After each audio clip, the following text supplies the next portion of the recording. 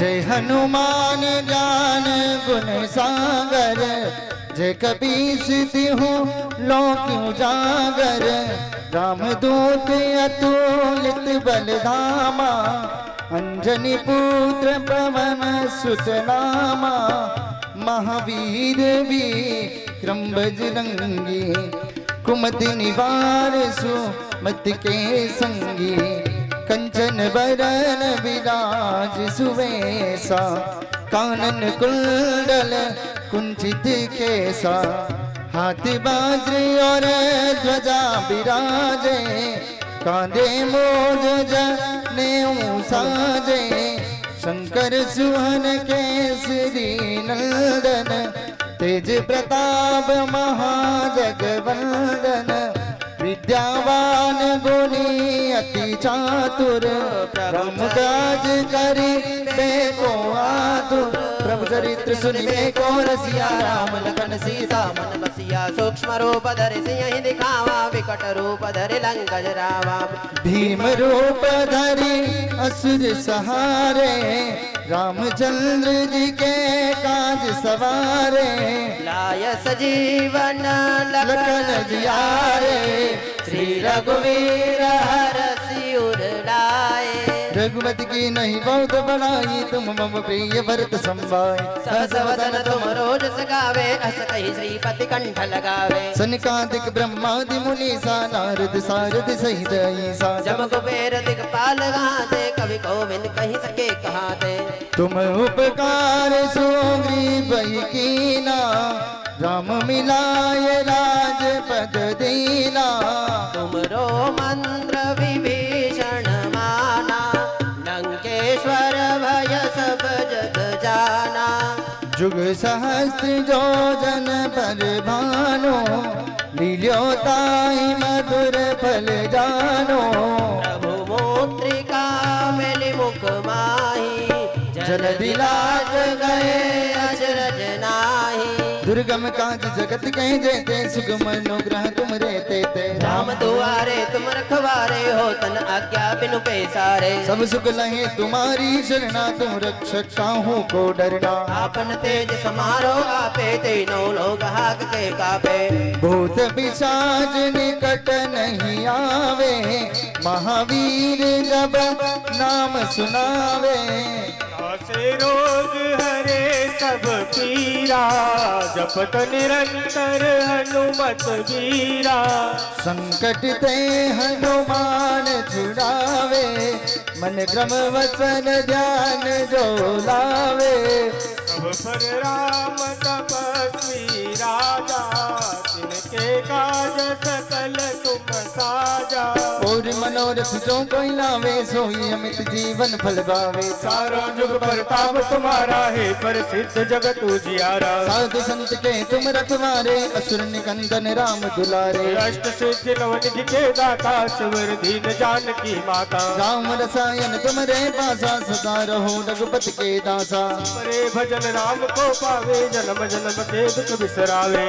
अंत काल रघुबरपुर जाई जहाँ जन हरि बात कहाई। और देवता चित्तन धरई हनुमत से सर्व सुख करई। संकट कटे मिटे सब पीरा जो सुमिरे हनुमत बलवीरा। जय जय जय हनुमान गुसाई कृपा करो गुरु देव खिलाई। जो सत बार पाठ कर कोई छूटई बंदी महासुख होई। जो यह पढ़े हनुमान चालीसा हो सिद्धि साखी गौरी सा। तुलसीदास सदा हरि जय राखी जय नाथ हृदय महाडेरा। संकट हरण मंगल मूर्ति रूप राम लखन सीता सहित हृदय बसो सुरभूप। श्यावर रामचंद्र जी की जय पवन सुत हनुमान जी की जय। सभी आरती के लिए यथा स्थान खड़े हो जाएं।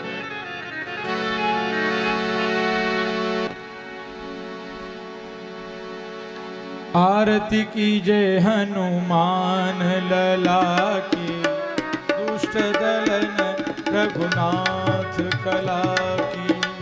जाने पल से गिरवर कापे रोग दोष जाके निकट न जाते। अंजनी पुत्र महाबलदाई संतन के प्रभु सदा सहाय। देवीरा रघुनाथ पठाए लंका जारी सिया सुदिलाए। लंका सुकोट समुद्र सिखाई जात पवन सुत बारन लाई। हनुमान लला की दुष्ट दलन रघुनाथ कला की। लंका जारी असुर संहारे सिंह राम जी के काज सवारे। लक्ष्मण मूर्छित पड़े सकारे यानी सजीवन प्राण उबारे। पेटी पताज तोर जम करे कही रावण की भुजा उतारे। बाई भुजा सुर दल मारे दाहिनी भुजा संत जन तारे। सुर नर मुनि जन आरती उतारे जय जय जय हनुमान उचारे। कंचन थाल कपूर लोचाई आरती करत अंजना माई। जो हनुमान जी की आरती गावे बसी बेकुंठ ब्रह्म पद पावे। लंका विध्वंस किए रघुराई तुलसीदास प्रभु की रख गाई।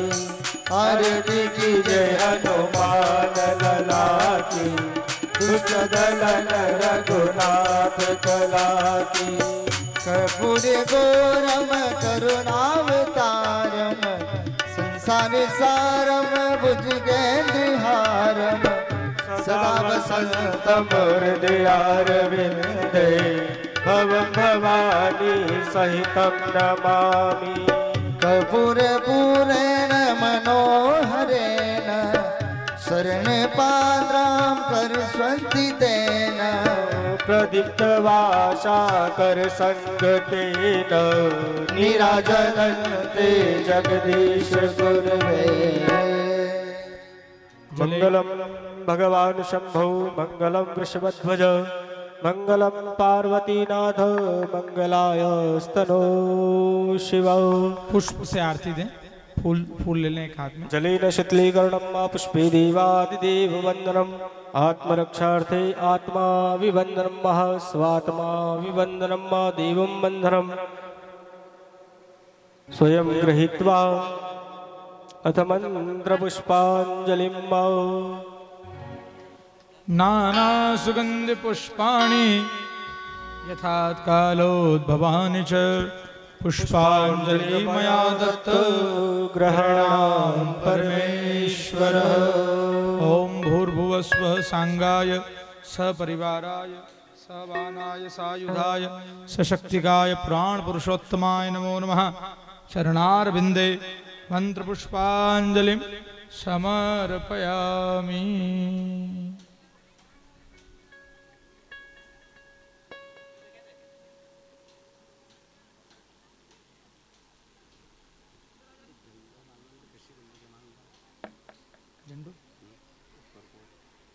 ये हनुमान जी को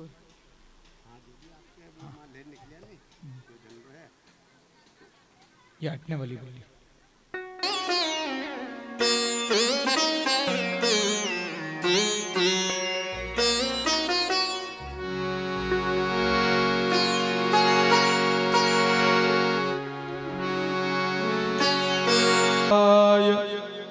नमो नमः।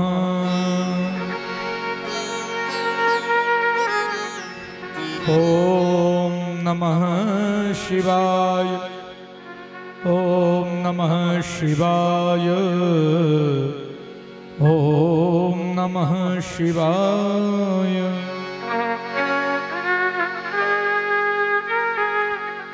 मुक्ताफले कुंकुमपाटलानां संदेवतारां मर्केर्विभाति या मूलपीठा चलचूलिकायां त्वामेकवीरा शरणं प्रपद्ये।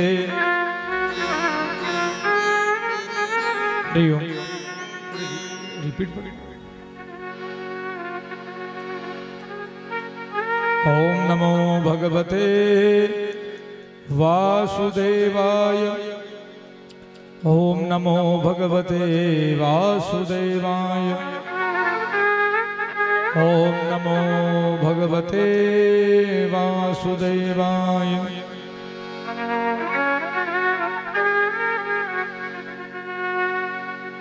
ओ हनुमान पधारिए कथा कहूँ मति अनुसार प्रेम सहित गादी धरूं पधारिए पवन कुमार। हरिओम श्री राम। हरिओम। ठीक।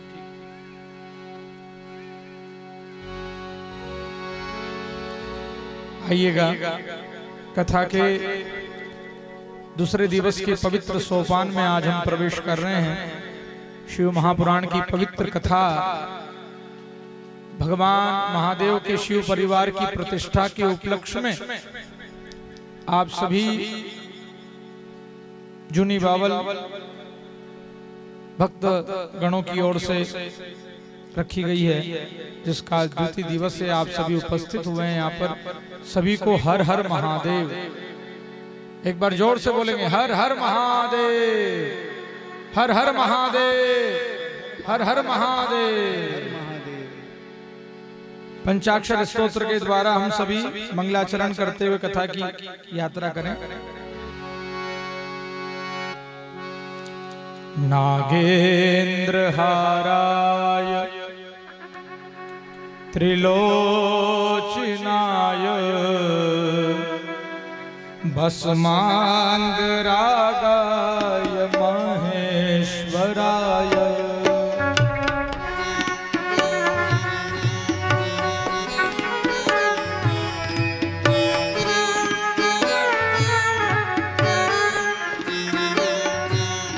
नित्याय शुद्धाय दिगंबराय तस्मै नकाराय नमः शिवाय। नित्याय शुद्धाय दिगंबराय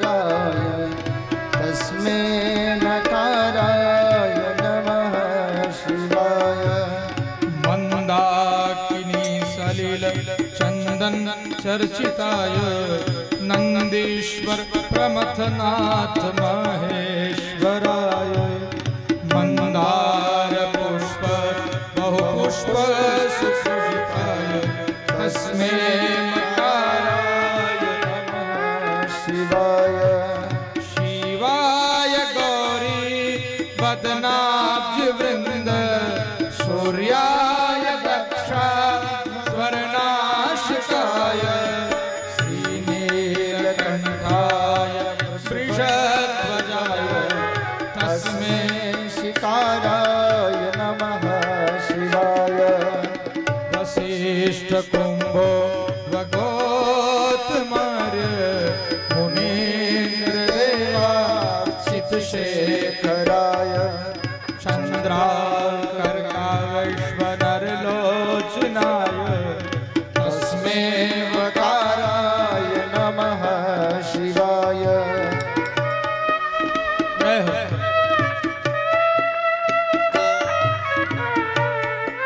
महादेव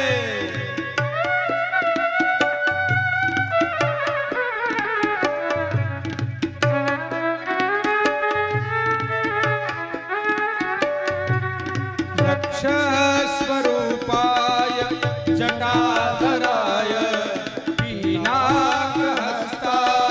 सनातनाय दिव्याय देवाय दिगंबराय तस्मै यकाराय नमः शिवाय। नागेन्द्रहाराय त्रिलोचनाय भस्माकराय महेश्वराय।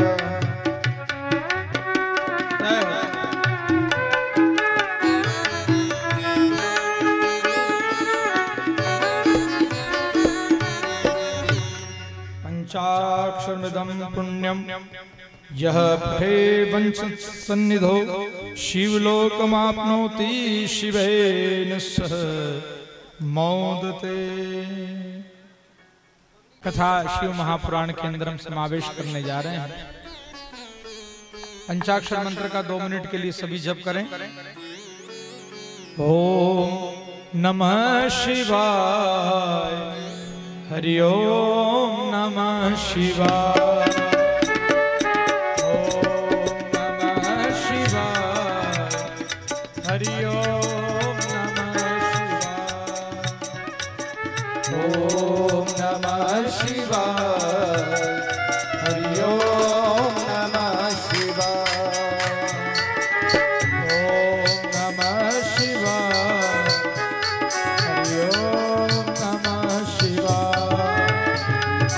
ओम नमः शिवाय। हरि ओम नमः शिवाय। ओम नमः शिवाय। हरि ओम नमः शिवाय। ओम नमः शिवाय। हरि ओम नमः शिवाय। महादेव भगवान की जय। आनंद के भाव में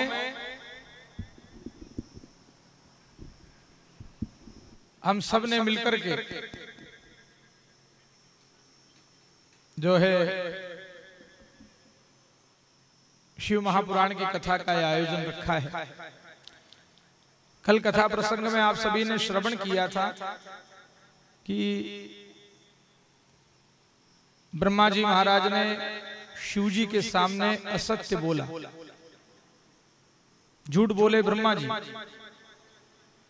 और उनके झूठ बोलने वाले मस्तक का छेदन कर दिया। किसने? भैरव जी ने। इस प्रसंग की कथा को आपने कल श्रवण किया। भैरव जी का प्राकट्य हुआ और भैरव जी महाराज ने जब ब्रह्मा जी का 5वां मस्तक काटा तो उनको ब्रह्म हत्या लगी और ब्रह्म हत्या से उनका स्वरूप काला हो गया। इसलिए काल भैरव के नाम से भी भैरव जी प्रसिद्ध हुए जगत में। बच्चे लोग बिल्कुल आवाज नहीं करेंगे, चुपचाप बैठेंगे, सब शांत होकर के कथा सुनेंगे। बड़ी गंभीर कथा है शिव महापुराण की कथा। इसमें किसी प्रकार का वार्तालाप करना नहीं है, बिल्कुल गटगट कथा सुननी है। बड़े आनंद से कथा का आयोजन किया है अपन ने, बड़े हर्ष से उल्लास कि अपन शिव पुराण सुने कथा जीवन में। तो देखिएगा कल जो है हमारे यजमान जी ने हेमाद्री में एक जिज्ञासा करी थी कि मायावती नगरी किसको कहा गया। तो मायावती नाम की दो नगरियां हैं। मैंने कल आपको हेमाद्री में बताया था कि माधवपुर को भी मायापुरी कहते हैं, और यहां पर जो मायापुरी का नाम आया है वो हरिद्वार को कहा गया। हरिद्वार का नाम भी मायावती कहा गया है, और वो हरि का द्वार है, इसलिए उसको भी मायावती कहा गया है। दूसरी चंद्रभागा नदी का प्रश्न था कि चंद्रभागा नदी कहां पर है। चंद्रभागा नदी भगवान महादेव के पसीने से उत्पन्न होने वाली नदी है। इसकी कथा शिव महापुराण के अंदर संक्षिप्त रूप में आती है।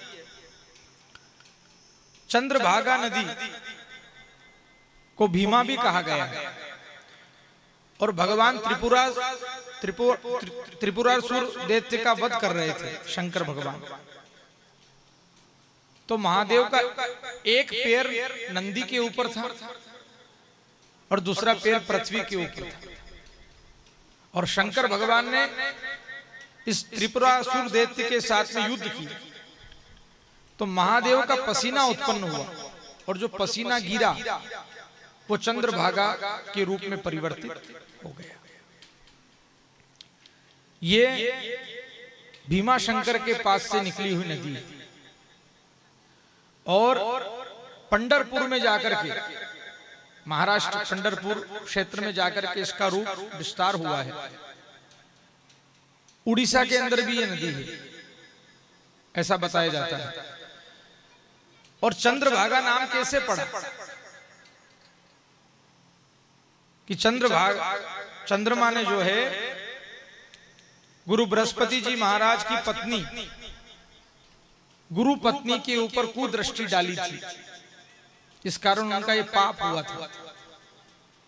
तो बृहस्पति जी ने उनको श्राप दे दिया था कि आपका स्वरूप क्षीण हो जाएगा। तब क्षमा मांगी गुरु महाराज से। तो चंद्रमा को बृहस्पति जी ने कहा कि आप भीम नदी के अंदर जाकर के अपने इस पाप का मोचन करो, चंद्रभागा में जाओ और वहां जाकर के इसके पाप का मोचन करो। तो चंद्रमा ने आकर के इसमें स्नान किया और अपने पाप का मोचन किया। तब जो है इसका नाम चंद्रभागा पड़ गया। ये चंद्र आकार के अंदर नदी विद्यमान है, और इसके अंदर स्नान करने से जगन्य पाप भी क्षय हो जाते हैं। ये इस पवित्र नदी का वृत्तांत है, इसकी कथा है। कल की कथा में भैरव जी महाराज ने दंड दिया, ब्रह्मा जी महाराज सकुचा गए। ब्रह्मा जी को बड़ा भय होने लगा, ब्रह्मा जी बड़े भयभीत हो गए थे, क्योंकि उन्होंने अधर्म किया। नारायण ने, देवताओं ने प्रार्थना करी महादेव से कि प्रभु आप ब्रह्मा जी को क्षमा कर दो। भगवान कहते हैं महादेव कि देखो, जो धर्म का अनादर करता है ना, उसको क्षमा कैसे किया जाए। जिसने जीवन में अधर्म किया, जो झूठ बोलता है, देवता होकर के भी झूठ बोले, इसीलिए मैंने इनको ये दंड दिया। देवता लोग बार बार आग्रह कर रहे हैं, प्रार्थना कर रहे हैं, लेकिन भगवान शंकर का क्रोध शांत नहीं हुआ। क्योंकि शास्त्र ये कहता है, रामायण कहती है कि जब जब होय धर्म की हानि, जब जब होय धर्म की हानि। हारमोनियम का माइक बंद कर दिया। जब जब होय धर्म की हानि,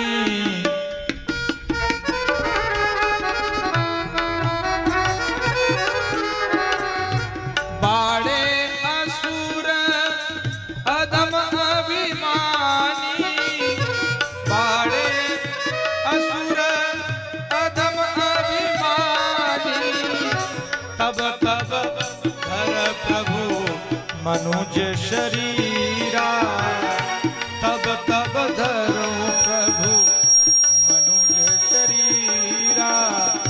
ना सही दुष्ट हरई जन पीरा, ना सही दुष्ट हरई जन पीरा। जब जब होय धर्म की हानि, श्री राम जय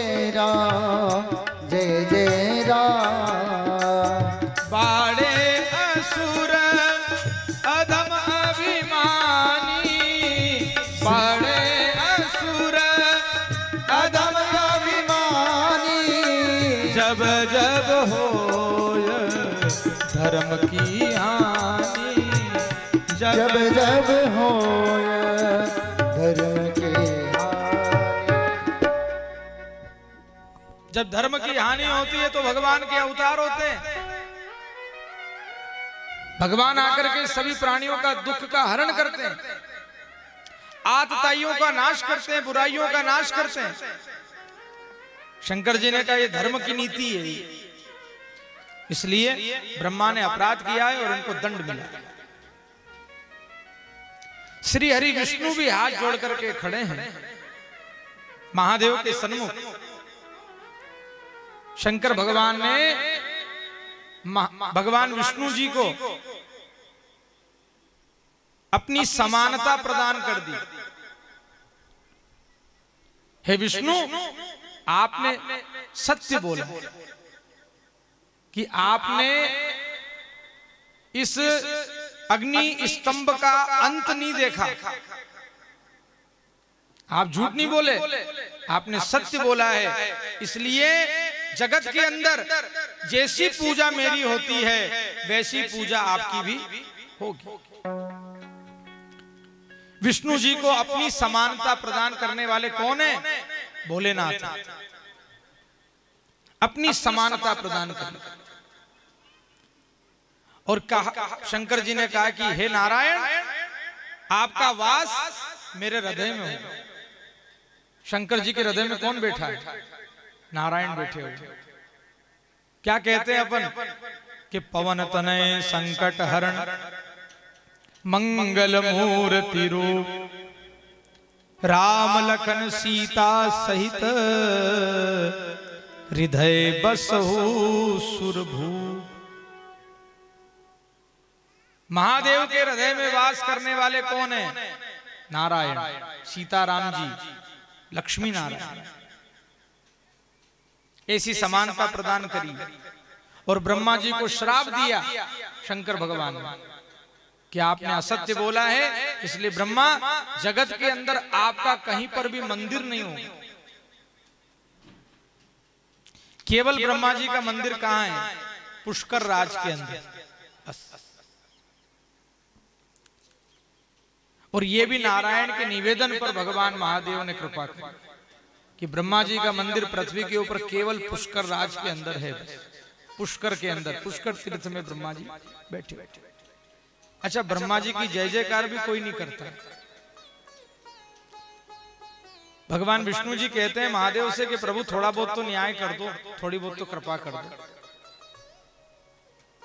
इतना बड़ा दंड मत दो ब्रह्मा जी को।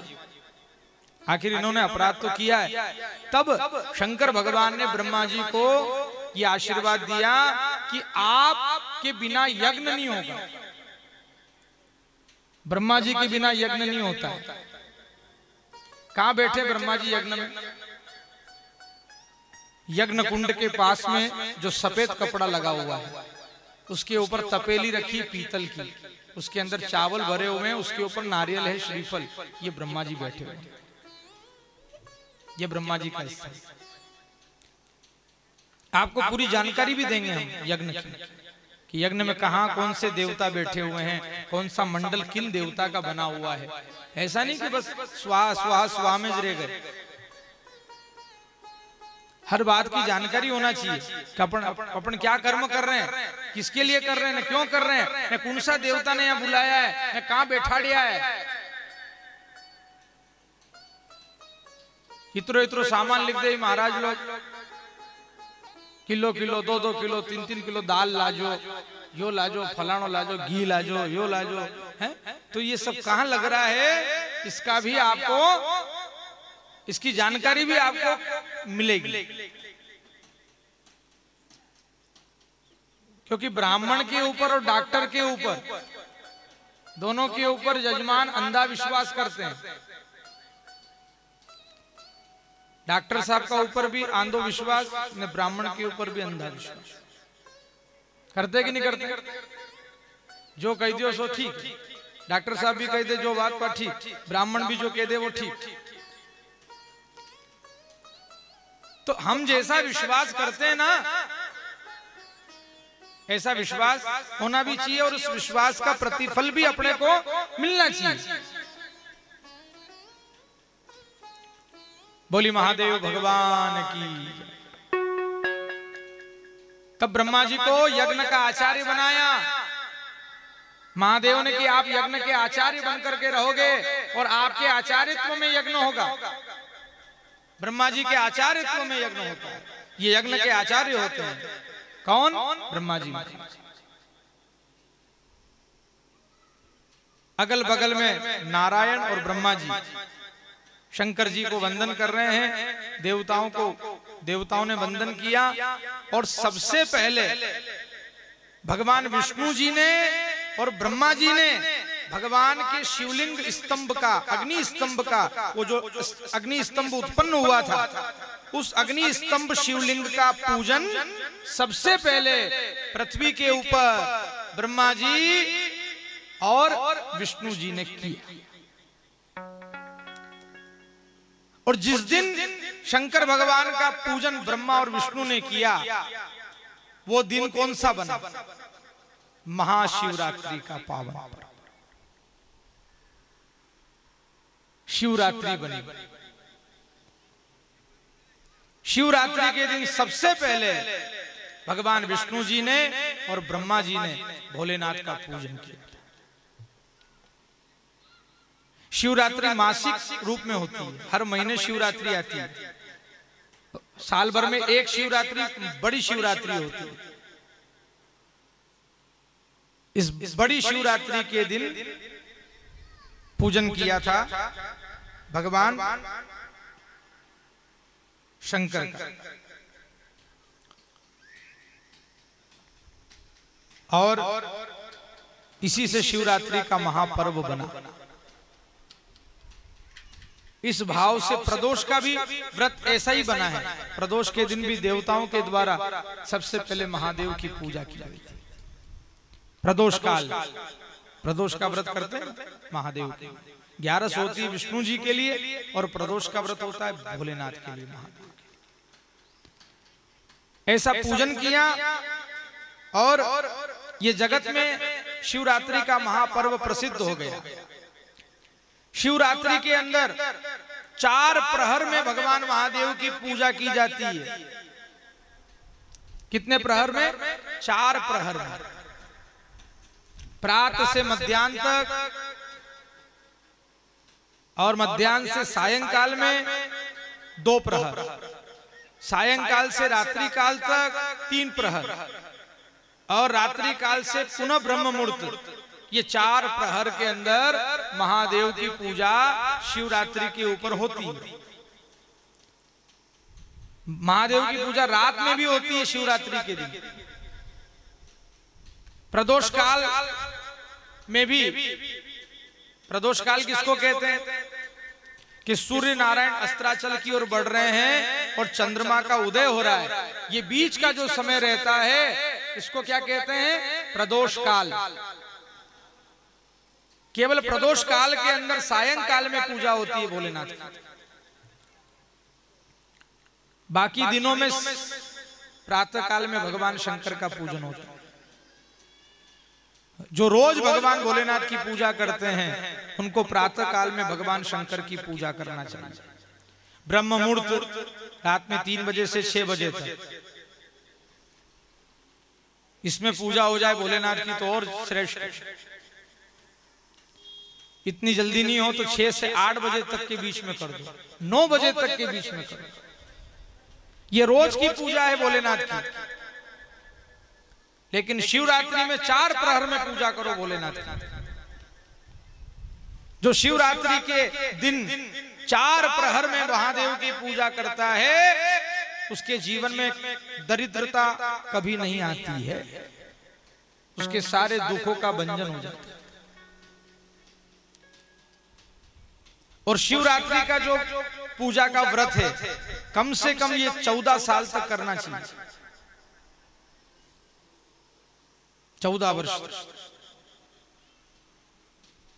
ऐसी महादेव की पूजा। शिव महापुराण के अंदर आपको पूजा की विधियां बहुत बताई जाएगी। इसमें सबसे ज्यादा वर्णन है तो वो पूजाओं का वर्णन है, किस दिन कैसे देवता की पूजा होती है। पूर्णिमा के दिन नारायण की पूजा होती है, प्रदोष के दिन महादेव की पूजा होती है। ऐसा दिव्य पूजा का विधान बताया। और भोलेनाथ की पूजा सबसे सस्ती पूजा है, इसमें कोई प्रकार का खर्च नहीं है। शिव जलधारा प्रियम, 1 लोटा जल, बिल्व पत्र, आकड़े के फूल, अर्क पुष्प, खेजड़ी के पत्ते, ये सब भगवान शंकर को आप अर्पण कर दो ना तो सारी मनोकामनाएं पूरी हो जाएगी।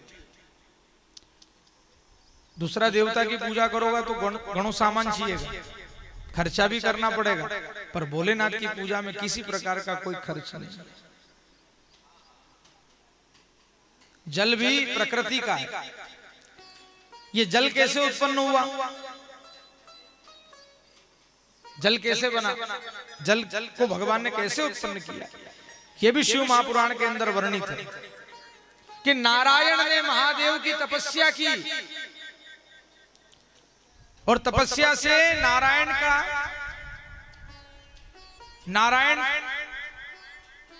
इतना तप करते हैं कि उस तप के अंदर भगवान विष्णु के आंखों से जल निकलने लगे, पानी निकलने लगे, नीर को उत्पन्न कर दिया नारायण। नीर मना जल, और विष्णु जी का नाम क्या पड़ा? नारायण। जिसने नीर को उत्पन्न किया है वो कौन हुए? नारायण। नीर को उत्पन्न करने वाले। अब जो है ब्रह्मा जी महाराज और विष्णु जी ने महादेव का पूजन किया, तब भगवान शंकर ने ब्रह्मा जी और विष्णु जी को पर्दा करके गुरु मंत्र दिया। विष्णु जी को और ब्रह्मा जी को गुरु मंत्र दिया। कौन सा गुरु मंत्र? क्या गुरु मंत्र दिया? जगत के अंदर प्रसिद्ध है ये गुरु मंत्र, जो भोलेनाथ ने ब्रह्मा जी और विष्णु जी को दिया है। ओम नमः शिवाय, हरि ओम नमः शिवाय, ओम नमः शिवाय, हरि ओम नमः शिवाय, ओम नमः शिवाय, हरि ओम नमः शिवाय, ओम नमः शिवाय,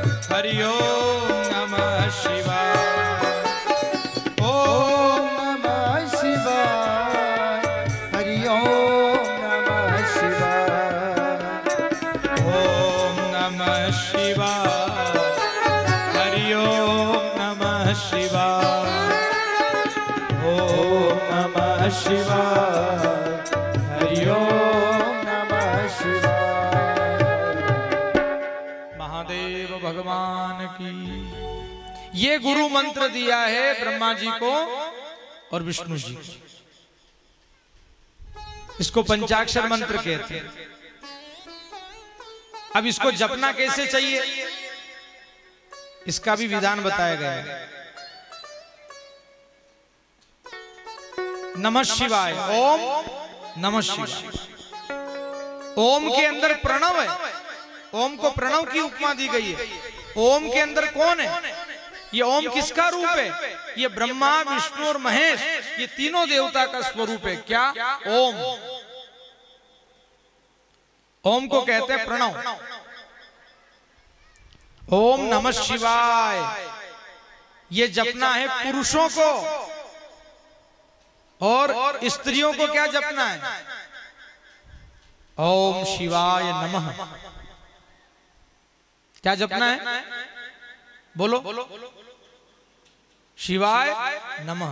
ओम नमः शिवाय नहीं, ओम शिवाय नमः।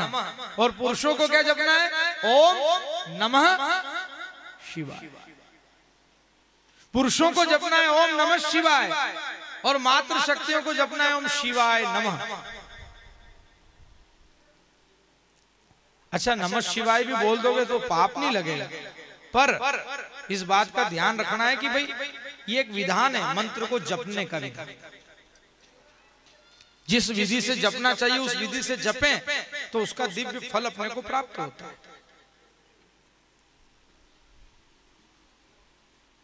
कहने का मतलब ये है कि अपन जो है सब्जी तो बना रहे हैं, पर उसको अच्छी बनाए तो ज्यादा स्वादिष्ट लगेगी। चाय बने ही दिया पर बने ने उकारांगा अच्छी तो हाउ लगेगा। ने दोरी फक चाय बने दी तो फिर दूध ही पी लेना।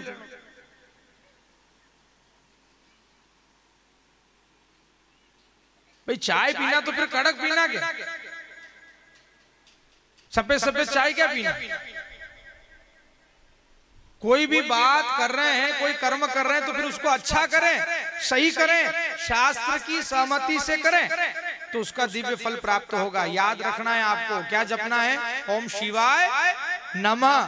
और इधर पुरुष वर्ग के लिए ओम नमः शिवाय। महादेव बैठ रहे हैं आपके यहाँ पर, तो जानकारी होना चाहिए कि भाई अपन कैसे कैसे पूजा करेंगे, कैसे मंत्र जाप करेंगे। ने भूली जाओ तो पाछी शिव पुराण करे लीजिए।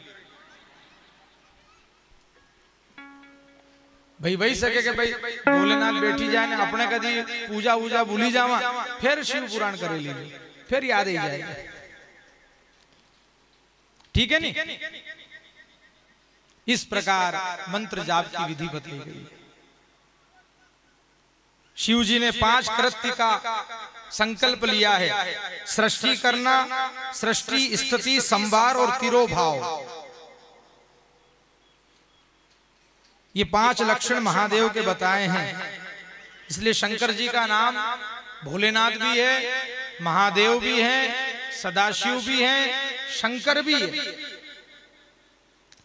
संभार करता है शिव। शिव का मतलब होता है कल्याण। परमार्थ की मूर्ति है शिव। अब शिवलिंग की स्थापना का विधान बताया गया कि शिवलिंग कैसा होना चाहिए। शिवलिंग की प्रतिमा कैसी होना चाहिए। देखो, घर के अंदर जो भोलेनाथ बैठते हैं वो होना चाहिए नर्मदेश्वर। नर्मदेश्वर किसको कहते हैं?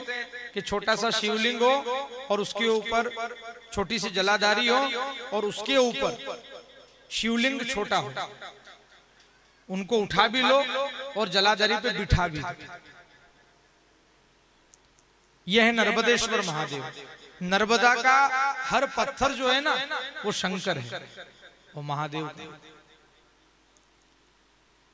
घर में जो शिवलिंग होता है वो इतना बड़ा होना चाहिए अंगूठे के बराबर, यहां से लेकर के यहां तक, बस इससे बड़ा शिवलिंग घर में नहीं होना चाहिए। दिख रही आकृति आपको? इस आकृति से बड़ा शिवलिंग घर में नहीं होना चाहिए। और जो घर में शिवलिंग होता है उसको कौन सा लिंग कहते हैं? चरलिंग। कौन सा लिंग? चरलिंग, चलित लिंग, नर्मदेश्वर। तरवाने में बिठा लो भोलेनाथ को, स्नान करा दो, साफी से पूछ दो, फिर बिठा दो, फिर उनकी पूजा करो। ये घर के लिए।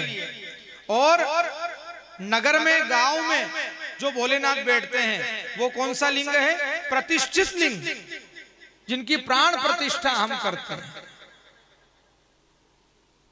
घर में प्राण प्रतिष्ठा नहीं होती है। प्राण प्रतिष्ठा कहां होती है? मंदिर में। घर में देवताओं की प्रतिष्ठा क्यों नहीं होती है? क्योंकि घर गृहस्थ आश्रम है, और गृहस्थ आश्रम में हम सब घूमने वाले लोग हैं। तो हम जैसा घूमी रहा नहीं, ऐसा हमारा भगवान भी घूमता है। अपने चाहो तो गोद में बिठा लो, अपने चाहो तरबाने में बिठा लो, उठा लो।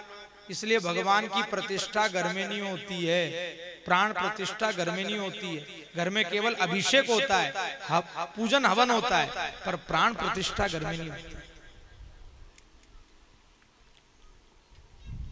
बड़े बड़े शिवालय में जब प्राण प्रतिष्ठा होती है तो उसका बड़ा विधान है। शिखर के ऊपर से शिवलिंग को उतारा जाता है। जलाधारी नीचे होगी और लिंग जो रहेगा भोलेनाथ का, वो शिखर के अंदर से उतारा जाएगा, ऊपर ब्रह्मांड में से उतारा जाएगा, और फिर उनकी प्राण प्रतिष्ठा होगी। और ऊपर शिखर नहीं है तो दरवाजे के ऊपर से लिंग, दरवाजे के ऊपर से। ऐसी प्राण प्रतिष्ठा बड़े बड़े शिवालयों में होती है। तो ये मंदिर में जो बैठने वाले भोलेनाथ है, शिवलिंग है, वो कौन सा लिंग है? प्रतिष्ठित लिंग। एक बिंदु लिंग भी होता है, बिंदु आकृति का लिंग, छोटा, जमीन से चिपका हुआ। और ये तीन लिंगों की बात कर ली अपन ने। कौन कौन से? चरलिंग, प्रतिष्ठित लिंग, बिंदु लिंग। अब चौथा लिंग कौन सा है? ज्योतिर्लिंग।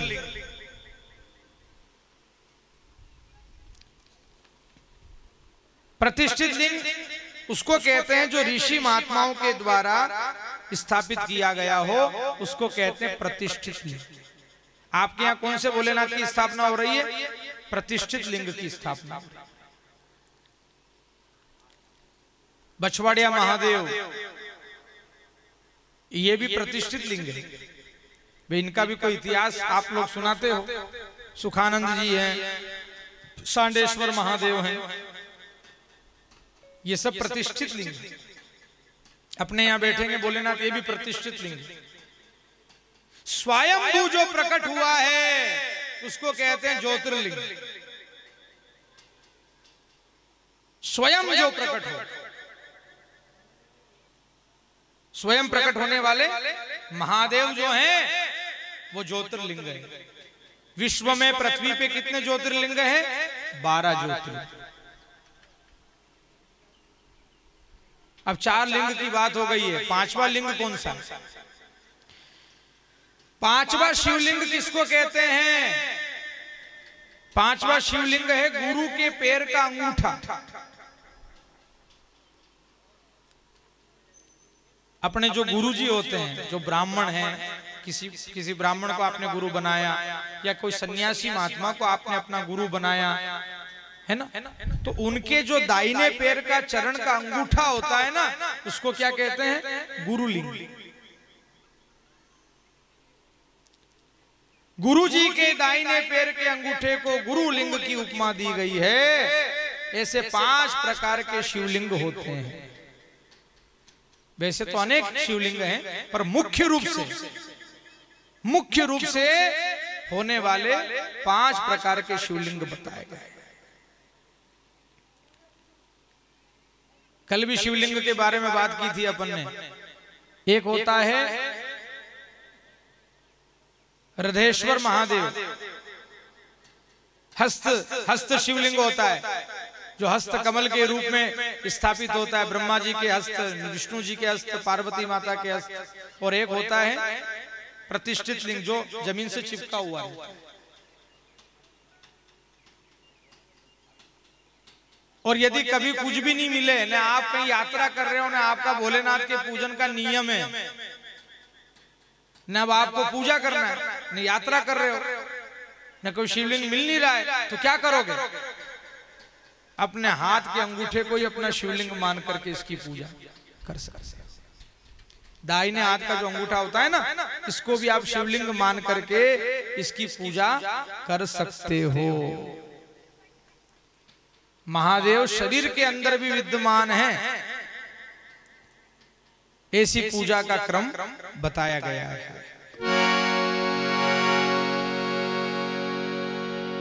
महादेव के दरबार में जो भी आता है उसकी समस्त मनोकामनाएं पूरी हो जाती है। ये शिवलिंग के बारे में आपको वर्णित किया गया है। आगे जाकर के पार्थेश्वर शिवलिंग की महिमा भी सुनोगे। मेरे सर पर रख दो भोले, अरे मेरे सर पर रख दो भोले, अपने ये दोनों हाथ, अरे देना हो तो दीजिए जन्म जन्म का साथ, देना हो तो दीजिए जन्म जन्म का साथ। मेरे सर पर रख दो बाबा अपने ये दोनों हाथ, मेरे सर पर रख दो बाबा अपने ये दोनों हाथ, देना हो तो दीजिए जन्म जन्म का साथ, देना हो तो दीजिए जन्म जन्म का साथ। बड़ा एहसान होगा, बड़ा उपकार होगा, बड़ा एहसान होगा, बड़ा उपकार होगा।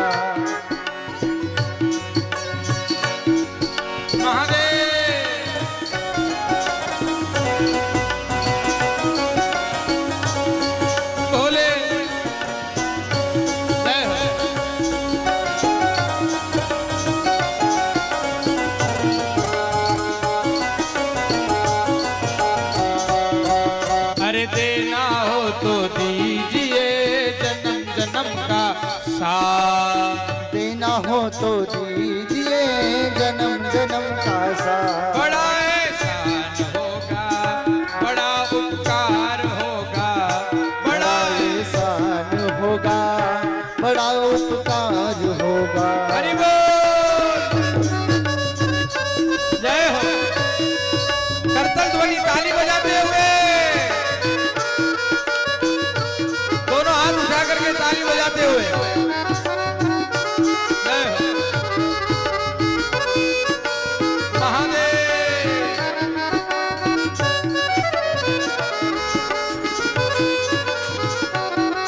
अरे इसी जन्म में सेवा देकर बहुत बड़ा उपकार किया, इसी जन्म में सेवा देकर बहुत बड़ा उपकार किया। तू ही भोले तू ही शंभू, मैंने तुझे पहचान लिया। तू ही भोले तू ही शंभू, मैंने तुझे पहचान लिया। तेरा साथ रहे बरसों तक, तेरा साथ रहे बरसों तक, बस रख ले इतनी बात, देना हो तो दीजिए जन्म जन्म का साथ। अज देना हो तो दीजिए जन्म जन्म का साथ।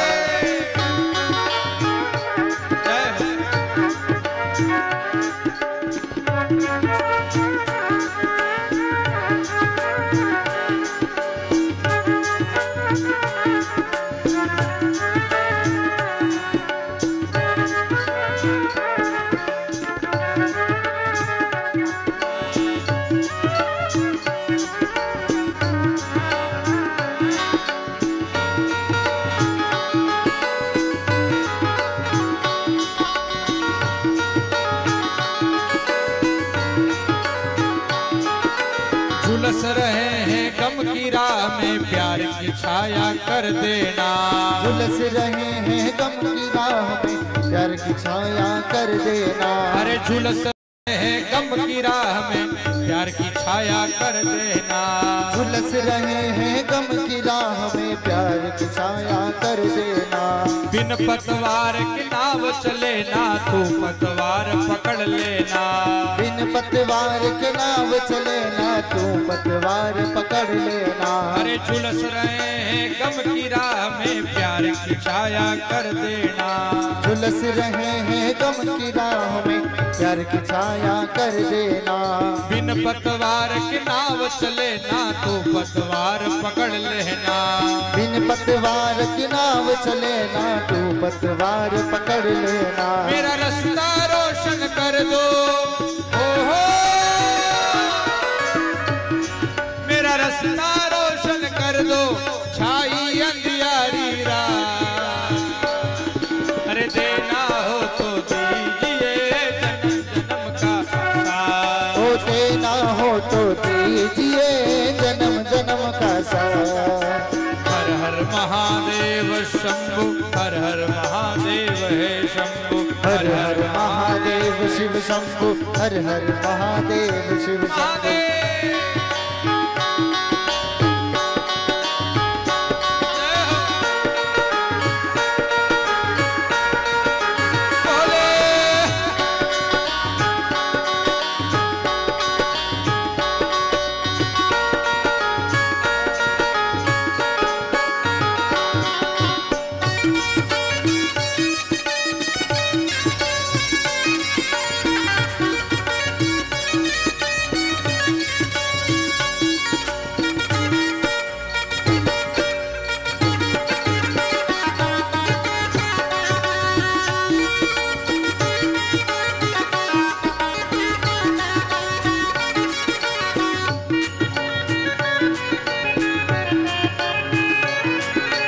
झुलस रहे हैं गम की राह में प्यार की छाया कर देना। झुलस रहे हैं गम की राह में प्यार की छाया कर देना। बिन पतवार की नाव चले ना तू पतवार पकड़ लेना। बिन पतवार के नाव चले ना तू पतवार पकड़ लेना। मेरा रास्ता रोशन कर दो ओहो,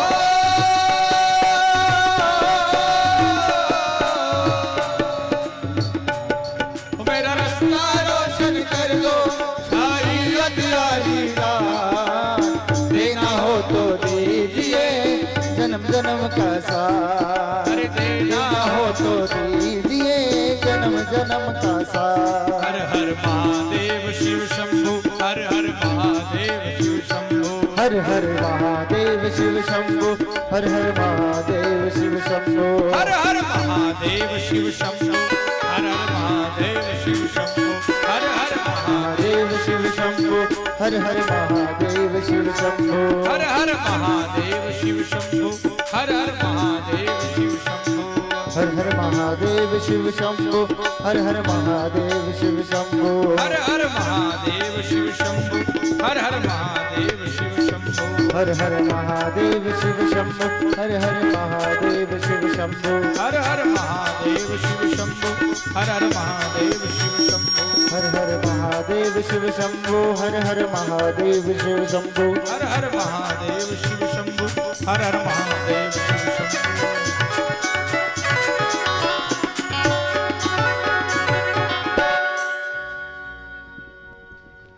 पंचाक्षर मंत्र के द्वारा महादेव का पूजन किया जाता है। आद्रा नक्षत्र में अगण के महीने में आद्रा नक्षत्र हो, इस दिन से प्रदोष काल का व्रत प्रारंभ हुआ और शिव महापूजा प्रदोष काल के अंदर दिव्य फल को देने वाली हुई। शिवलिंग को बड़ा उत्तम माना गया। कहते हैं कि ओम नमः शिवाय इतना भी यदि कोई बोल न सके और ओम का ही जप यदि करे और ओम जपते हुए भी महादेव की पूजा करे तो महादेव उस पूजा को स्वीकार कर लेते हैं। ओम, क्योंकि ओम ब्रह्मा विष्णु महेश का तो स्वरूप है, लेकिन महादेव का भी दिव्य रूप ओम है। ओम मंगलम ओमकार मंगलम, शिव मंगलम साकार मंगलम, ओमकार मंगलम। प्रणव की उपमा दी गई है। जीवन में कोई भी वेद मंत्र बोलते हैं हम, और यदि ओम नहीं लगाते हैं तो वो मंत्र कभी पूरा नहीं होता। इसलिए मंत्र बोलने से पहले ओम का उच्चारण करना आवश्यक है। वैदिक मंत्र में, पौराणिक मंत्र में,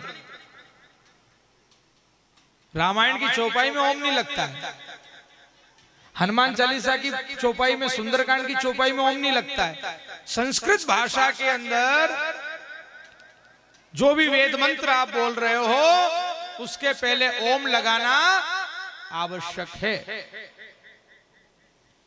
ओम का जप मनुष्य यदि 1000 बार कर ले, नित्य 1000 बार ओम ओम ओम ओम 1000 जप यदि मनुष्य नित्य कर ले तो उसकी सारी मनोकामनाएं पूरी हो जाती। अब 1000 कैसे? 1000 का मतलब होता है 10 माला करना। एक माला में कितने मोती होते हैं? जपने की जो माला होती है उसमें कितने मोती होते हैं? 108। 10 माला करी तो कितने हो गए? 1000। और ऊपर ही जाएंगे 1080। तो 80 तो छोड़ दो ना, 1000 पूरे हो गए। यदि आपने एक माला की गिनती से 10 माला कर ली तो 1000 जप आपका नित्य हो गया। अब शिवजी का मंत्र जपने के लिए माला कौन सी होना चाहिए? रुद्राक्ष की माला। विष्णु जी का मंत्र कौन सी माला पे जपते हैं? तुलसी की माला। लक्ष्मी जी का मंत्र कौन सी माला पे जपते हैं? कमलगट्टे की माला, स्फटिक की माला। राम जी का मंत्र तुलसी की माला, कृष्ण जी का मंत्र तुलसी की माला, और महादेव और माता जी का मंत्र या गायत्री मंत्र जपना है तो कौन सी माला पे जपेंगे? रुद्राक्ष की माला। माला भी अनेक प्रकार की होती है। जपने वाली माला कितने मोती की होना चाहिए? 108। पहनने की माला कितने मोती की होना चाहिए? 27। पहनने की माला 27 मोती की, और जपने की माला 108 मणके की। पहनने की माला में 27 मणके हो और जपने की माला में 108 हो, और एक मोती सुमेरु होता है जो माला के मध्य में रहता है। अच्छा, जपने की माला कैसी होना चाहिए? जिस पर अपन मंत्र जाप करते हैं वो माला कैसी होना चाहिए? उसके बीच में मोती टकराना नहीं चाहिए, मोती के बीच में गठान होना चाहिए। मोती के बीच में गठान होना आवश्यक है। बीच में गठान होगी, मोती टकराएंगे नहीं। कौन सी माला में? जपने की माला। और पहनने की माला में तो चाहे सारे मोती टकरा भी रहे, मणके टकरा भी रहे तो कोई बात नहीं, पर जपने की माला में मोती टकराना नहीं चाहिए, उसमें बीच में गठान होना चाहिए। माला कैसे फेरते हैं ये भी देख लो आप। कई लोगों को जपना तो याद है, पर कई लोग माला को कैसे जपते हैं, आज माला के जपने का विधान भी अपन देख लें कि माला को कैसे जपना चाहिए।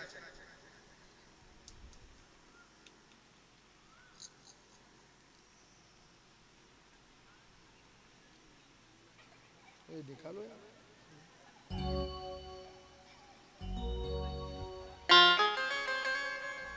एक माला आपके अंदर चल रही है, वो माला कौन सी है? जो अंदर चल रही है वो माला कौन सी है? निरंजन माला। यदि कोई माला नहीं मिले ना तो अंदर की माला पर भी जप सकते हो। श्वास को ऊपर ले रहे हैं, नीचे छोड़ रहे हैं, ये कौन सी माला है? निरंजन माला। ये निर्गुणी माला है। और बाहर जो जप रहे हो वो कौन सी माला है? सगुणी माला। वैसे तो निरंजन माला सबसे श्रेष्ठ माला है, परंतु अपन हाथ में माला लेकर के क्यों जपते हैं? कि अपना ध्यान जो है नहीं वो केंद्रित नहीं,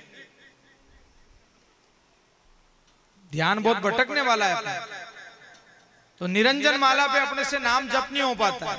ये योगी कर सकते हैं, ध्यान योगी, पर अपन साहब सब जितने लोग हैं सब सांसारिक लोग हैं, और सांसारिक लोगों के लिए सांसारिक माला लेना पड़ती है। कौन सी?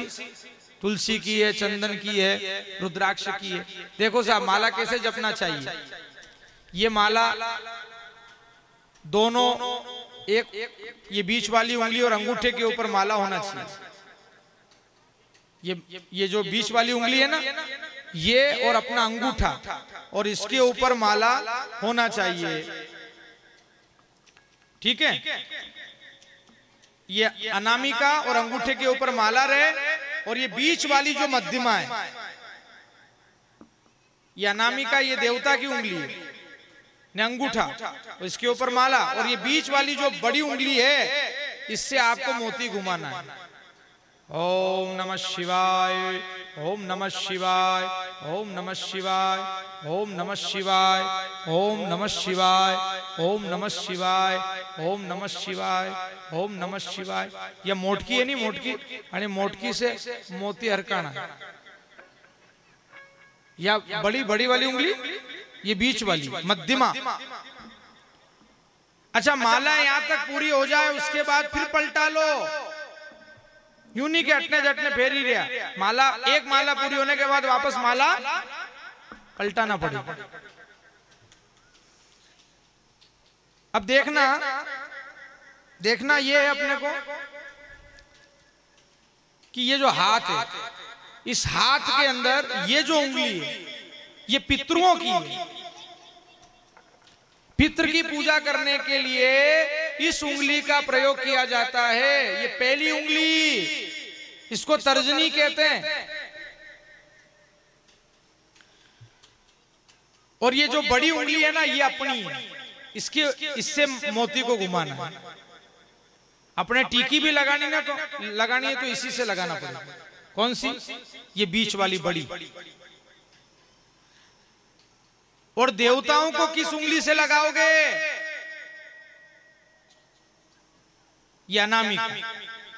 इसी से देवताओं की पूजा होती है, इसी के ऊपर माला रखी रहती है, और ये बीच वाली उंगली से घुमाई जाती है। समझ में आ गई है? सबको आ गई समझ में कि नहीं आई? ये मध्यमा से मोती घुमाना है।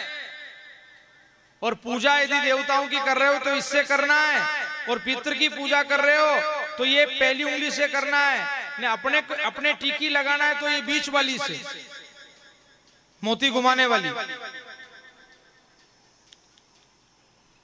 अणी आंगरी से कभी मंजन नहीं करनो। ये पितरों की, पितृ के फोटो के ऊपर यदि कंकु लगा रहे हो, चंदन लगा रहे हो तो इस उंगली से लगा।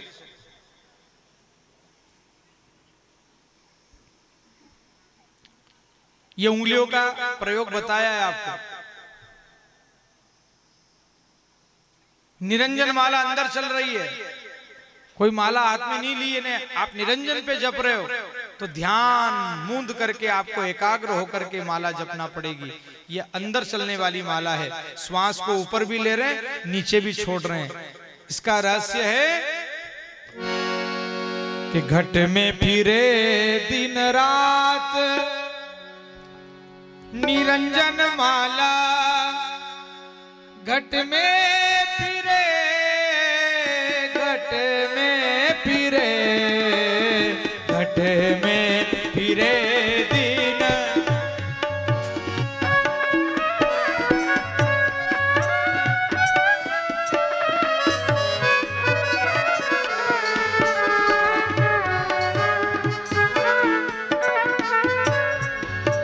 निरंजन माला घट में फिरे दिन रात, निरंजन माला घट में फिरे, घट में फिरे, घट में फिरे दिन।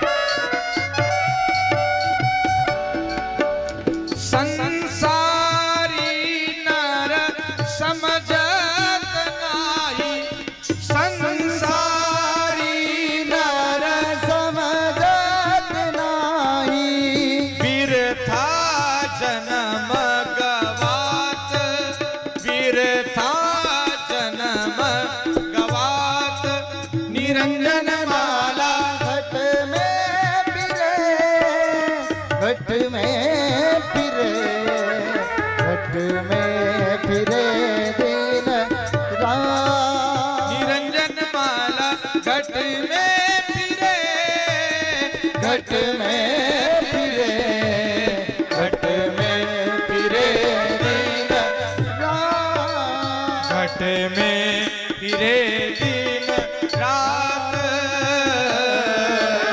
घट में फिरे दिन रात। ये निरंजन माला है। अच्छा, इस माला के भेद को जानने के लिए गुरु बनाना पड़ता है। इस माला पे कौन सा मंत्र निकल रहा है, श्वास के ऊपर मंत्र कौन सा निकलता है,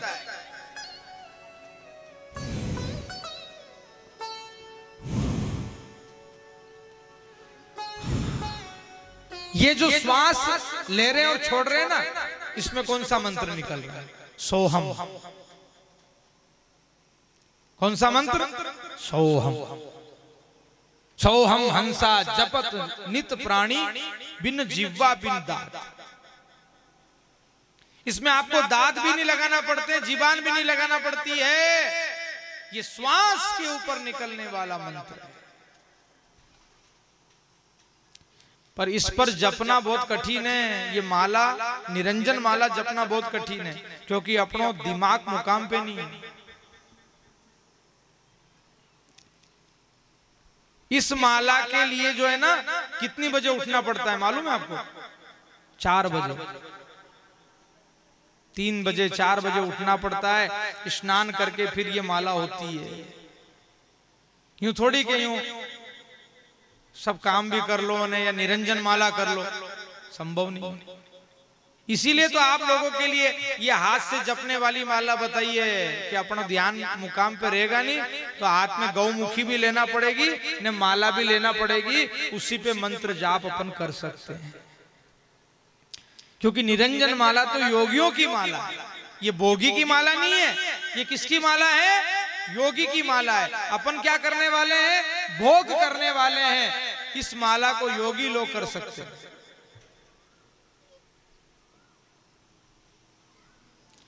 माला पर्दे में करना चाहिए, माला कभी खुली नहीं करना चाहिए। गौमुखी में हाथ डाल करके माला करो, और गौमुखी नहीं हो तो उसके ऊपर कोई भी वस्त्र डाल लो।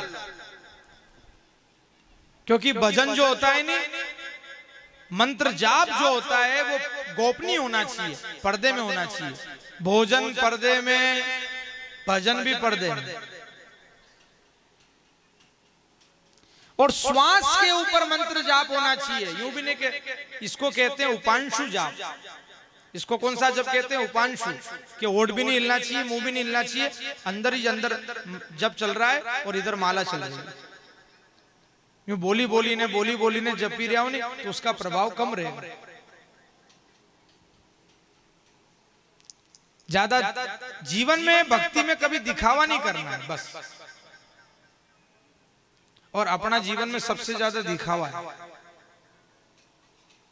एक जीजी आया मने यूं कि मैं भोलेनाथ की खूब पूजा कर रही हूँ, अभी टीवी का ऊपर मैं पूजा सुनी है तो टीवी के ऊपर पूजा सुन करके मैंने नियम बना लिया, मैं बहुत अच्छी पूजा करती हूँ भोलेनाथ की, मेरा नियम है, मैंने पशुपति व्रत भी ले लिया, मैं भोलेनाथ की पूजा भी करती हूँ, मैं ये भी करती हूँ वो भी करती हूँ। मैंने कहा बहुत अच्छी बात जीजी, पर सासू जी ने रोटी भी दो कि नहीं दो, क्या वणा के मारे कट नहीं बने।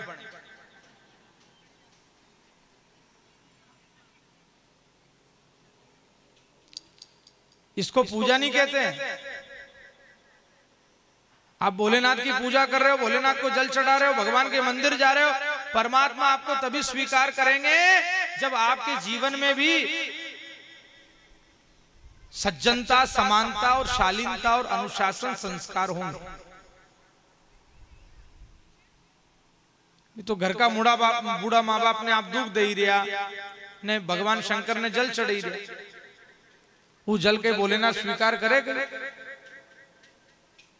कि माँ बाप को तो रोटी नहीं दे रहे, ने भोलेनाथ को आप भोग लगा रहे हो, भगवान ठाकुर जी को भोग लगा रहे हो, ने मंदिर जा रहे हो, ने पूजा कर रहे हो, वो पूजा कैसे लगेगी?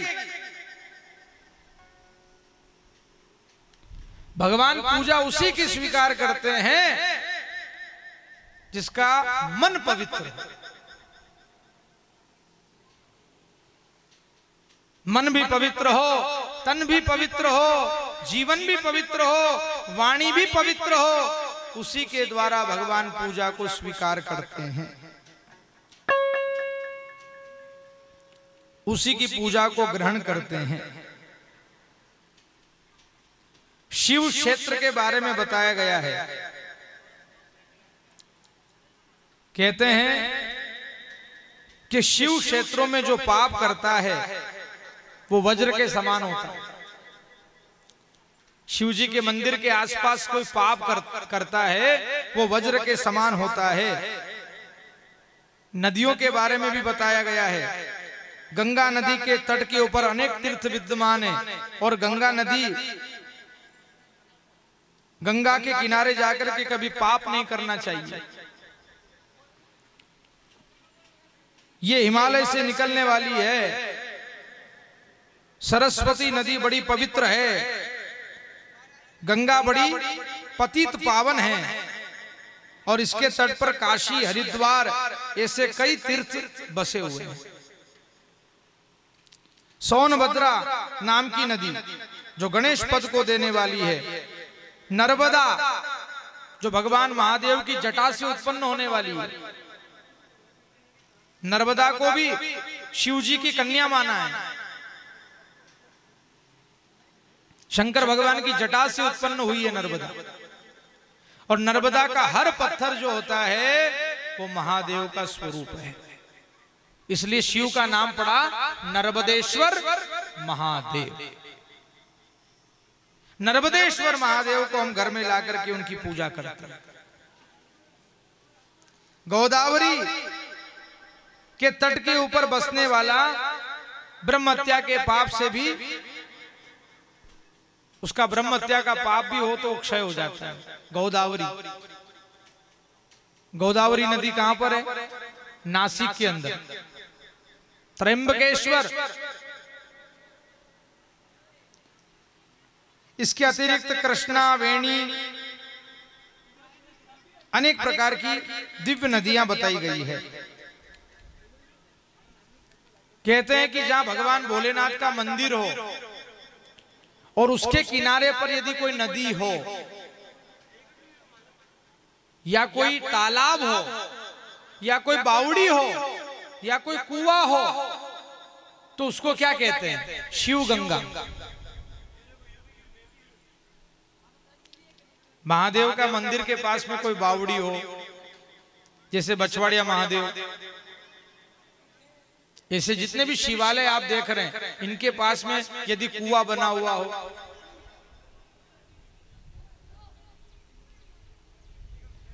या कोई नदी बह करके जा रही हो या बावड़ी हो या तालाब हो जहां भी जल भरा हुआ है भगवान शंकर के मंदिर के पास, शिवालय के निकट, शिव क्षेत्र में, तो उसको शिव गंगा की उपमा प्रदान की गई है। उसको शिव गंगा मानना चाहिए। जहां भगवान शंकर का मंदिर है और पास में शमशान है और वहां नदी भी है, इसको त्रिवेणी कहते हैं। जहां शिव भी बैठे हो, शमशान भी हो और त्रिवेणी भी हो, नदी भी हो, कोई खाल है या नदी बह करके जा रही है, इसको क्या कहते हैं? त्रिवेणी। शिव, शमशान और नदी, ये त्रिवेणी का स्वरूप है। ऐसा भक्ति के अंदर यदि आपने रुद्राक्ष पहन रखा है और भस्म धारण कर रखी है और आपके मुंह से ओम नमः शिवाय निकल रहा है, तो यह भी त्रिवेणी के समान होता है। शंकर भगवान को जपने वाले को भस्म भी लगाना चाहिए।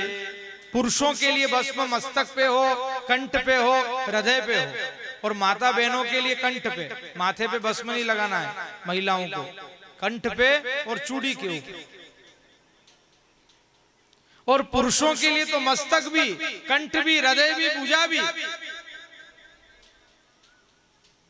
भस्म धारण के लिए।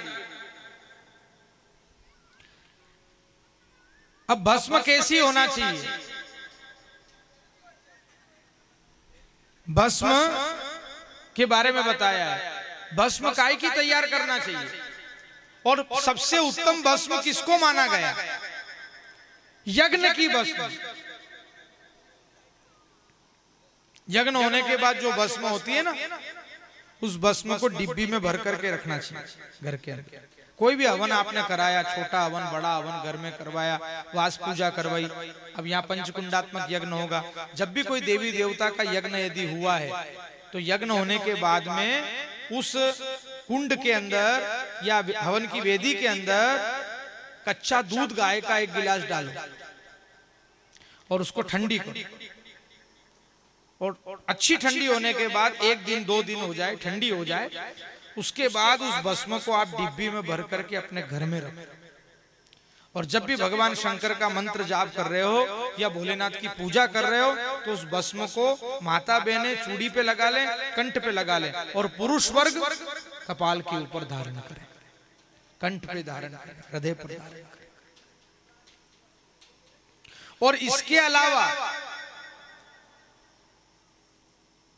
बिल्व फल, बिल्व पत्र के झाड़ की जो लकड़ी होती है ना, समीधा, ये सूख जाए, बिल पत्र का झाड़ सूख जाए, तो उसकी जो समीधा, उसकी जो लकड़ी होती है, उसके अंदर हवन किया हुआ हो, और उस काष्ठ की जो भस्म होती है, इसको सबसे उत्तम भस्म माना गया। बिल्व वृक्ष की लकड़ी की भस्म। और घर के अंदर देशी गाय हो आपके, गाय के बारे में भी अब कहना पड़ेगा, क्योंकि गाय घर में गारंटेड नहीं है कि देशी है। किसी के घर में एचएफ है, किसी के घर में जर्सी है, किसी के घर में रेंडी गाय है।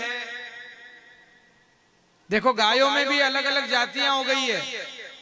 हाँ, वर्ण संकर गाय भी रहती है घर में।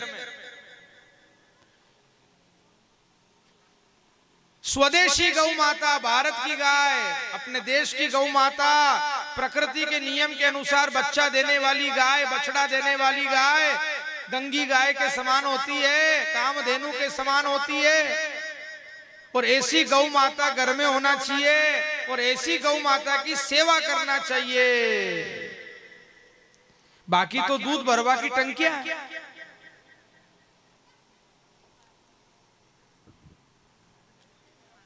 बाकी जितनी गाय हैं ये तो दूध की मशीन है। एचएफ हुई, जर्सी हुई, रेंडी हुई है, कई गाय।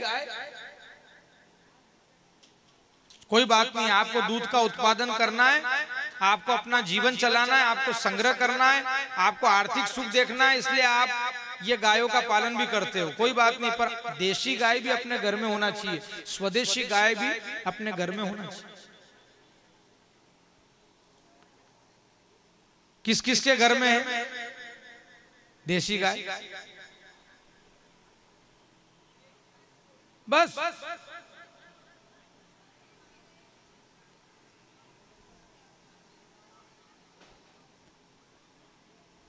देशी गाय कणी कणी का घर में, बस बाकी का सबका घर में।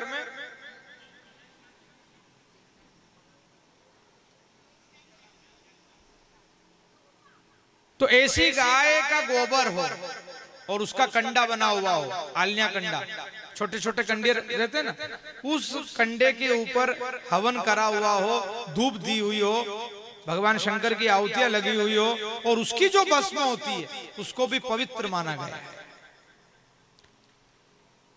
हाँ, क्योंकि भस्म के बारे में आपको इसलिए बता रहे हैं कि आप यूं नहीं कि बाटी सेकी हुई हो ने वो भस्म ले लो,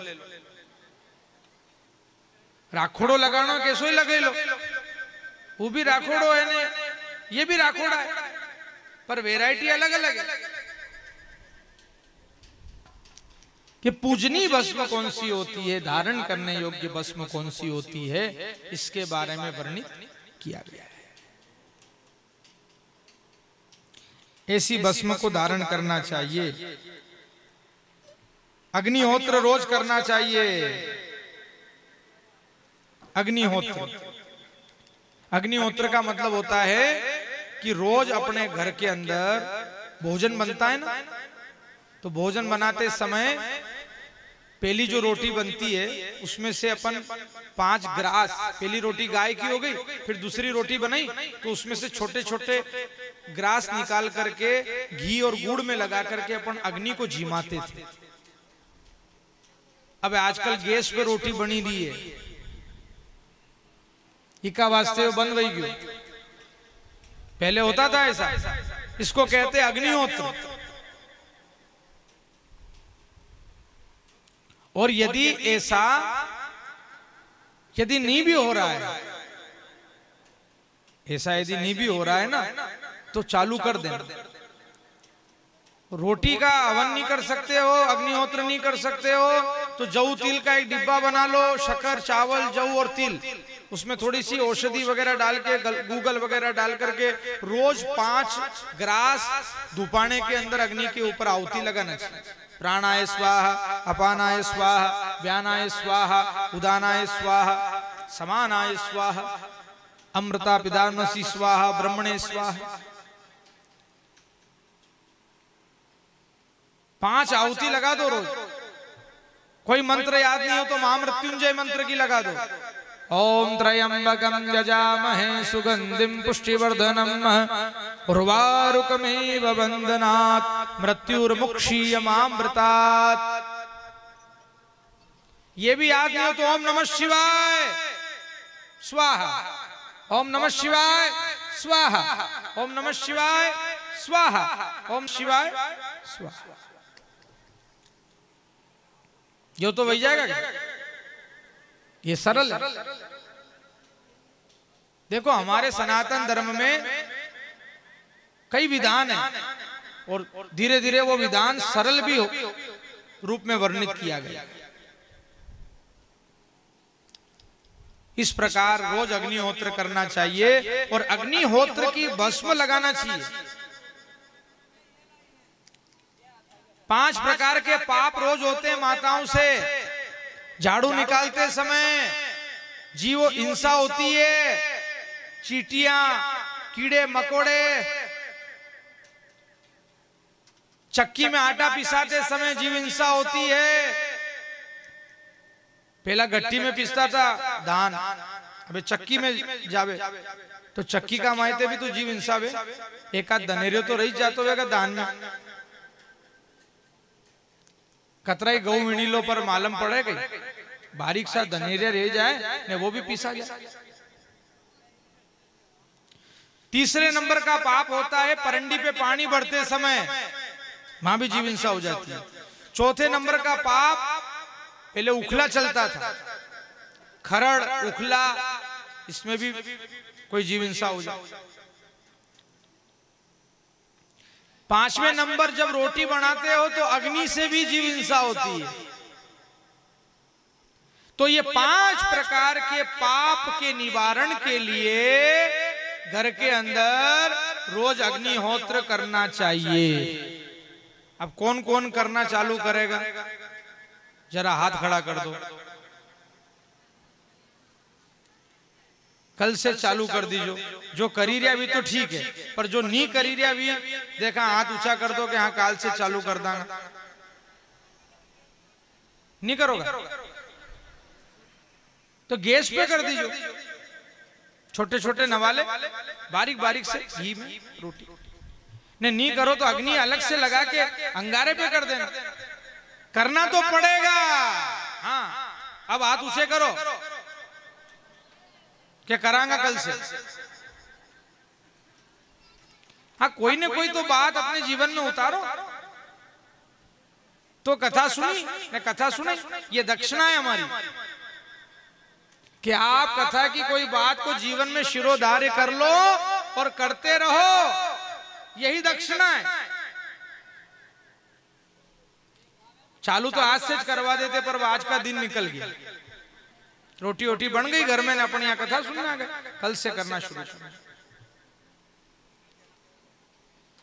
बस आप लोगों से यही निवेदन रहेगा कि जो आप शिव महापुराण के अंदर सुन रहे हो उसको जीवन में उतारना, तो कथा अपनी सार्थक होगी। मनोरंजन भी करना है, नृत्य भी करना है, कीर्तन भी गाना है, खूब आनंद लेना है, यज्ञ भी करना है, भोलेनाथ बिठाना भी है, सब काम करना है, पर जीवन में कथा को उतारना भी है। मनोरंजन के हिसाब से केवल कथा नहीं सुनना, जीवन में उस कथा को उतारना। क्योंकि मनोरंजन के बहुत साधन है संसार में। हाँ, मनोरंजन के बहुत सारे साधन हैं। और आपका क्षेत्र मनोरंजन करने में बड़ा प्रसिद्ध है। मनोरंजन के अंदर आपका क्षेत्र बड़ा प्रसिद्ध है। मनोरंजन के बहुत सारे साधन हैं आप लोगों के क्षेत्र में, ऐसी कोई बात नहीं है, पर आध्यात्म होना नितांत आवश्यक है।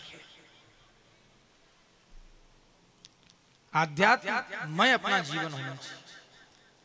जीना है तो फिर अच्छे तरीके से जीना है। अच्छा पैसा कमाना ने, अच्छा मकान बना लेना ने, अच्छा धन इकट्ठा कर लेना ने, अच्छी एफडी करा लेना ने, गाड़ी घोड़े ले आना ने, ये सब कर लेना, ये तो सब हो जाता है जीवन में। पर जीवन में आध्यात्म से अपने जीवन का श्रृंगार करना, ये बहुत विरली बात है। पैसा खूब हो जाएगा, पैसा खूब इकट्ठा हो जाएगा, नहीं इतना हो जाएगा कि आपसे अवेराएगा नहीं, पर धर्म इकट्ठा, जीवन में धर्म को इकट्ठा करना बहुत कठिन है। और धन की रक्षा धर्म करता है, ये ध्यान रख लेना। धन की रक्षा कौन करता है? धर्म। जीवन में धर्म होना चाहिए। और धर्म किसका रूप है? भोलेनाथ का स्वरूप। शंकर भगवान कहां बैठते हैं? धर्म के ऊपर बैठते हैं। धर्म कौन है? नंदीश्वर। नंदीगण के ऊपर महादेव की सवारी। इसलिए महादेव का नाम क्या है? धर्मध्वज। बोली धर्मध्वज महादेव की। धर्म की विजय पताका को फहराने वाले शंकर भगवान। काल का निरूपण भी किया गया है, स्थानों की महिमा बताई गई है। देखिए साहब, अब कहां पर मंत्र जाप करने से कितना फल मिलता है।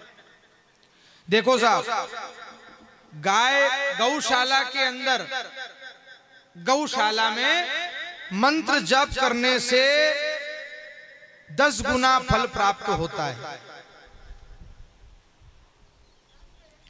गौशाला में यदि आप मंत्र जाप करो, या गाय जहां बनती है वहां पर यदि आप मंत्र जाप कर रहे हो, गोचर भूमि के अंदर, गाय की चरने वाली भूमि हो, गाय जहां बंधी हुई हो, ऐसे स्थान के ऊपर यदि आप मंत्र जाप करते हैं तो वो 10 गुना फल प्रदान करता है।